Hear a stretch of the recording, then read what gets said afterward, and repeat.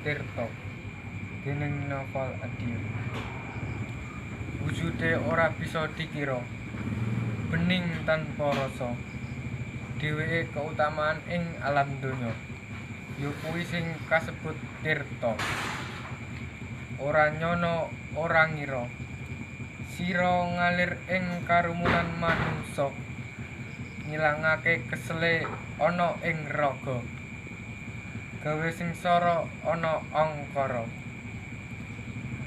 Tirta kanggo sumber panguripan iki, tirta mrasuk nelesi ati, sarana kanggo ngresiki diri, kanggo kabeh panguripan ing pratiwi. Saka dhuwur mili mara ngisor, senajan ing dhuwur nanging tetep andhap asor. Duwe akeh mupangat kanggo wong liya, dudu nggawe malapetaka.